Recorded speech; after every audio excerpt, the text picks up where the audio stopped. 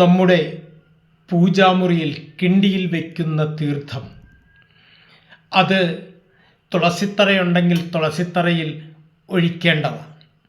തുളസിക്ക് എന്നും വെള്ളം നനയ്ക്കുന്നത് സർവശ്രേയസ്കരമാണ്. ഐഹികമായ എല്ലാവിധ ഐശ്വര്യപ്രാപ്തിയും പാരത്രികമായ മോക്ഷപ്രാപ്തിയും പ്രദാനം ചെയ്യുന്ന കർമ്മമാണ് തുളസി പൂജ. തുളസി വിഷ്ണു പത്നിയാണ്. അപ്പോൾ ഇത് നമ്മൾ പ്രത്യേകം ശ്രദ്ധിക്കേണ്ടതാണ്. സന്ധ്യാസമയത്ത് തുളസിത്തറയിൽ നമ്മൾ വിളക്ക് വയ്ക്കുമ്പോൾ ജപിക്കുന്ന മന്ത്രമുണ്ടല്ലോ, പ്രസീദ തുളസി ദേവി പ്രസീദേ ഹരിവല്ലഭേ ക്ഷീരാർത്ഥ മദനോദ്ഭൂതേ തുളസി ത്വം നമാമ്യഹം. ഇത് വളരെ ശ്രേയസ്കരമാണ്.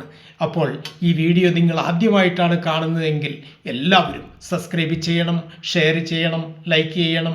ഈ സന്ദേശം എല്ലാവരിലും എത്തിക്കാൻ ശ്രമിക്കണം. നിങ്ങളുടെ വിലയേറിയ കമൻറ്റുകൾ രേഖപ്പെടുത്തണം.